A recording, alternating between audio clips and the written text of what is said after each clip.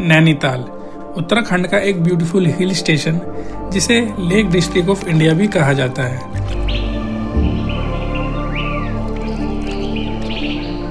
इस जगह का नाम पड़ा नैनी लेक से, जिसका कनेक्शन मां नैना देवी से माना जाता है। हिस्ट्री के अकॉर्डिंग यह सिटी 1841 में ब्रिटिशर्स ने डिस्कवर की थी।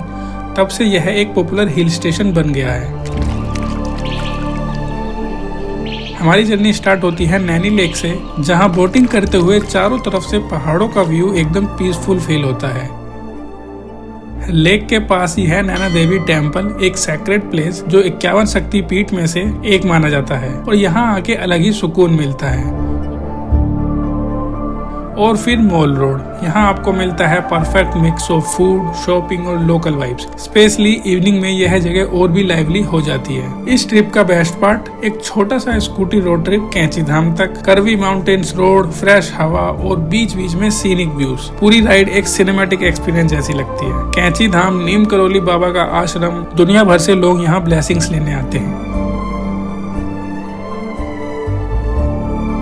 अगर आपको बेस्ट व्यू चाहिए तो स्नो व्यू पॉइंट और टिफनी टॉप मिस मत करना। यहाँ से हिमालयाज का ब्रेथ टेकिंग व्यूज देखने को मिलता है। और वाइल्ड लाइफ लवर्स के लिए नैनीताल जू भी एक मस्ट विजिट स्पॉट है। नेचर, हिस्ट्री और पीसफुल वाइब्स, नैनीताल ट्रूली एक परफेक्ट माउंटेन गेटवे है। तो चलिए इस वीडियो को शुरू करते हैं और एक्सप्लोर करते हैं नैनीताल के ब्यूटीफुल व्यूज और हिडन जेम्स।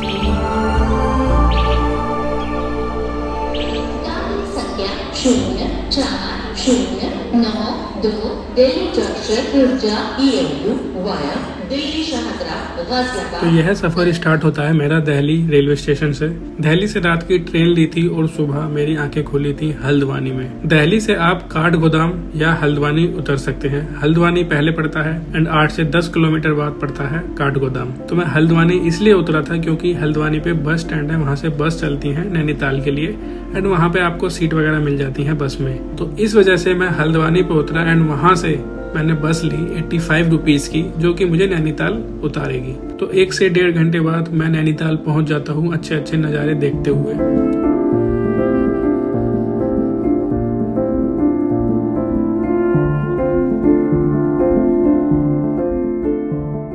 नैनीताल पहुंचते ही मैंने एक स्कूटी रेंट करी जिसका चार्ज था 450 पर डे। और ऑनेस्टली अगर आप किसी हिल स्टेशन को ट्रूली एक्सप्लोर करना चाहते हो तो स्कूटी से बेटर कुछ नहीं। हर जगह रुकने की फ्रीडम, हर व्यूज को फील करने का टाइम। जैसे ही मैं हॉस्टल की तरफ जा रहा था तभी काफी तेज बारिश होने लग गई, तो मुझे कहीं पर रुकना पड़ा 1 से 2 घंटे के लिए। एंड स्टे के लिए मैंने चूज किया था द हॉस्टलर। अराउंड 750 पर नाइट चार्ज था उसका, बट हाँ क्लीन और एक ट्रेवल वाइब्स के साथ अच्छा था। तो बारिश होने की वजह से काफी लाइटिंग हो रही थी, फॉग स्टार्ट, ठंडी हवा चल रही थी। पूरा नैनीताल एक सिनेमैटिक फ्रेम जैसा लग रहा था। कभी कभी ट्रैवल का बेस्ट पार्ट प्लानिंग नहीं होता, वेदर होता है। तो कुछ टाइम बाद मैं हॉस्टल में जाकर कुछ देर मैंने रेस्ट किया, कपड़े चेंज किया क्योंकि मैं गीला हो गया था। फिर उसके बाद मैं नैनीताल को एक्सप्लोर करने निकला।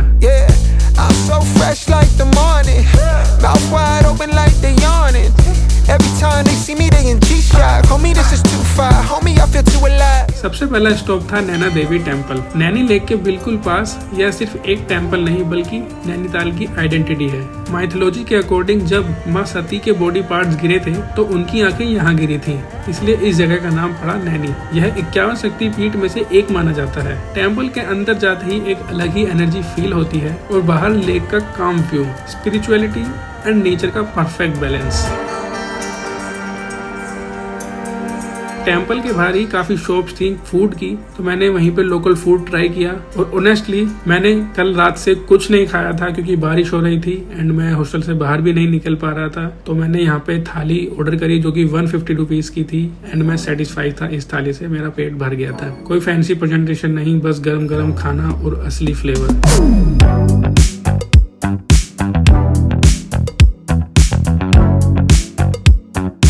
माउंटेन्स में खाना सिर्फ पेट नहीं, मूड भी फील करता है। फिर मैं निकला मॉल रोड की तरफ। यह नैनीताल की हार्ट बीट है। ब्रिटिश एरा में यह इलाइट वॉकिंग स्ट्रीट हुआ करती थी और आज भी उसका चार्म उतना ही स्ट्रॉन्ग है। एक तरफ शॉप्स, दूसरी तरफ नैनी लेक और बीच में लोग अपनी स्टोरीज के साथ। इवनिंग वॉक यहाँ एक अलग ही वाइब देता है। फिर उसके बाद मैं नैनी लेक पर पहुंचा। नैनी लेक जो एक एक्चुअली आई शेप्ड है, यह लेक 1938 मीटर की एल्टीट्यूड पर सिचुएटेड है और अराउंड 1.4 किलोमीटर लॉन्ग है। बोटिंग करना यहाँ मोस्ट मैंडेटरी है, तो आप जब भी जाएं यहाँ पर बोटिंग जरूर करें, चाहे फैमिली हो या कपल हो या फिर आप सोलो हो, यहाँ बोटिंग करना मैंडेटरी है।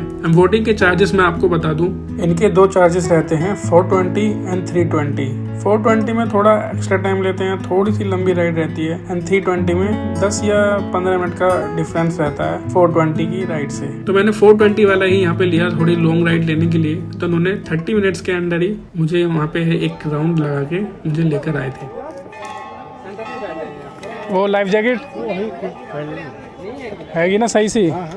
वैसे लाइफ जैकेट पहले है, बोट बाद में। चढ़ जाऊँ? और नीचे नीचे नीचे नीचे अच्छा नीचे रखना, नीचे से नीचे।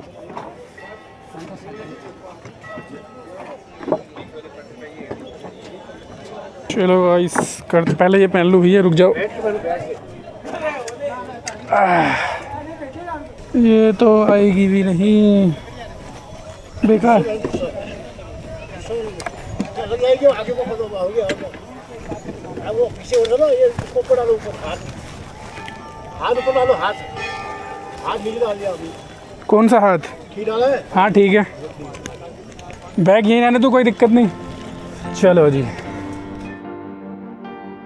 एंड वहाँ के जो सीन्स आ रहे थे, क्या सिनेमैटिक सीन्स थे एंड क्या सीनिक व्यूज थे। जब मैं लेक के बीच में था, चारों तरफ ग्रीन हिल्स, क्लाउड्स एंड क्या ही सीनिक व्यूज थे, और पानी बिल्कुल काम। ऐसा लगा जैसे टाइम स्लो हो गया हो। कभी कभी बस रुकना ही इनफ होता है। तो यहाँ पे मुझे काफी मजे आए एंड वीडियोस भी काफी अच्छी बनी यहाँ पर।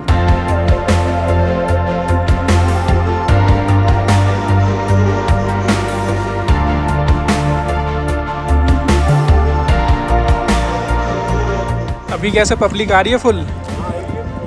अच्छा सीजन है मतलब या ऑफ सीजन है? अच्छा अच्छा, आज तो सुबह से बारिश ही हो रही थी। डाउन हो जाता है। एंड वहाँ से ही कुछ किलोमीटर है एक राजभवन, उत्तराखंड राजभवन भी बोलते हैं उसको।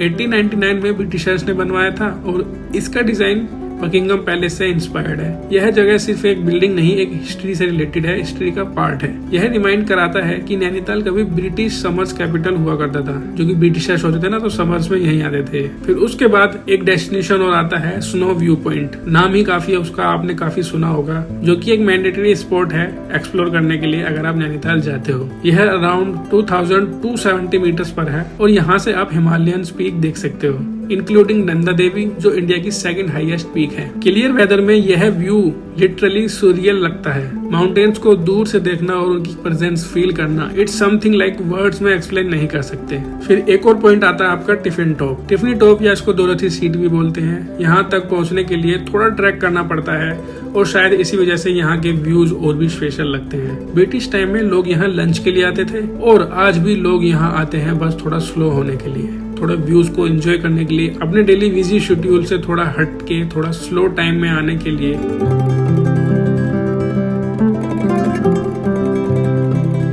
फिर हम पहुंचे यहाँ पर इको केव गार्डन। तो इको केव गार्डन एक फन और एक थोड़ा एडवेंचर स्पोर्ट्स है। डिफरेंट केव्स हैं जो एनिमल्स के नाम पर बेस्ड हैं और उनमें क्रॉल करके जाना होता है। एक यूनिक एक्सपीरियंस है। यह प्लेस याद दिलाता है कि ट्रेवल सिर्फ काम मोमेंट्स नहीं, फन मोमेंट्स भी होता है। तो फर्स्ट डे मैंने ये चीजें एक्सप्लोर की थी। अब आते हैं अपने सेकंड डे पर। सो गाइस, आज मेरा प्लान है कैंची धाम जाने का नैनीताल से। एंड मैंने स्कूटी रेंट करी रखी है। मैंने 2 दिन के लिए स्कूटी ली थी। आज दूसरा दिन है एंड शाम को रिटर्न करनी है। तो नैनीताल से कैंची धाम 20 से 25 किलोमीटर है। तो हम चलेंगे स्कूटी से आज। तो देखते हैं कैसा रहता है ये। तो चलो चलते हैं। तो सेकंड डे स्टार्ट होता है मेरा पीसफुल राइड के साथ। कर्वी माउंटेन रोड्स थे, नीचे वैलीज थी, ऊपर क्लाउड्स थे। कभी कभी डेस्टिनेशन से ज्यादा जर्नी याद रह जाती है। तो काफी ही मतलब अच्छा रहा, काफी ही देखकर मजा आया। तो आप ये व्यूज देखिए नैनीताल से कैंची धाम तक के सफर में।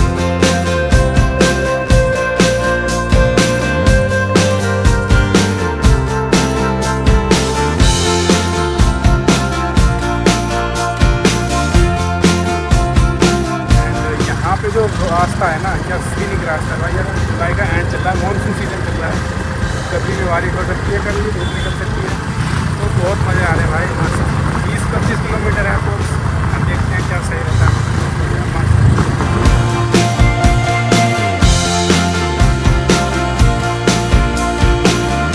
फिर मैं पहुंचा 25 किलोमीटर बाद कैंची धाम। कैंची धाम नीम कंवली बाबा का आश्रम 1960s में बनाया गया था। यह जगह ग्लोबली फेमस है। स्टीव जॉब्स जो कि एप्पल के फाउंडर हैं और मार्क जुकरबर्ग जो कि फेसबुक के फाउंडर हैं, मेटा के, वो भी यहाँ आ चुके हैं अपनी गाइडेंस के लिए। आश्रम के अंदर एक अजीब सी शांति है, जैसे सब कुछ स्लो हो जाता है और आप बस प्रेजेंट मोमेंट में आ जाते हो। दर्शन जल्दी हो गए थे क्योंकि मैं मॉर्निंग में जल्दी ही चला गया था, 7 से 8 के बीच में। 10 बजे के बाद यहाँ पर इतना रश हो गया था कि वो न्यूज में भी आ गया था कि काफी ही भीड़ यहाँ पर आई है, काफी ही रश है यहाँ पे। फिर आश्रम के पास ही एक छोटा सा रिवर साइड स्पॉट था। मैं बस वहाँ बैठ गया बिना फोन के, बिना किसी डिस्ट्रैक्शन के। फ्लोइंग वाटर की आवाज और ठंडी हवा, कभी कभी नेचर ही सबसे बेस्ट थेरेपी होता है। काफ़ी टाइम से मैं ये जगह देख रहा था कि इस रिवर तक, इस नदी तक कैसे पहुँचूँ। अब जाके एक जगह मिली है और मैं वहाँ पे अच्छे से देख के फोटो करके आ गया।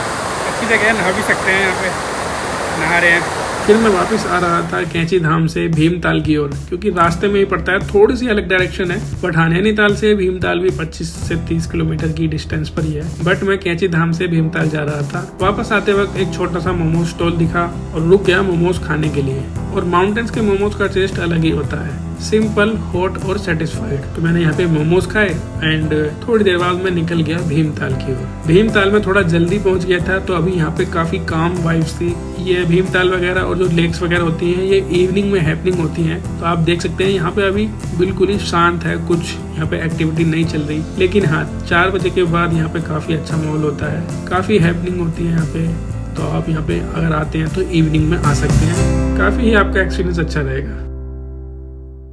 फिर मैं आते वक्त पहुंच गया सीधा नैनीताल। नैनीताल के मॉल रोड पे थोड़ी सी ऊपर एक है नैनीताल जू। नैनीताल जू इंडिया का हाई एल्टीट्यूड जू में से एक है, अराउंड 2100 मीटर पर है। यहाँ आपको हिमालयन स्पीसीज मिलती हैं, स्नो लेपर्ड, हिमालयन बियर। यह प्लेस सिर्फ देखने के लिए नहीं, समझने के लिए भी है कि नेचर कितना डाइवर्स है। तो इस जू में काफी चीजें आपको मिल जाती हैं, बर्ड्स मिल जाते हैं, डियर्स मिल जाते हैं, काफी अलग अलग कैटेगरी के डियर्स होते हैं यहाँ पे। टाइगर्स हैं आपको यहाँ पे, स्नो लेपर्ड है यहाँ पे, तो काफी चीजें। टाइगर्स तो आपको स्टार्टिंग में दिख जाते हैं। तो हाँ एक्सपेंस का ठीक था, एवरेज था, ज्यादा खास नहीं रहा। जिस हिसाब से इन्होंने टिकट ली थी 150 रुपीज टिकट के प्राइस है यहाँ पे, एंड उसके अकॉर्डिंग मेरा एक्सपीरियंस थोड़ा सा हल्का रहा।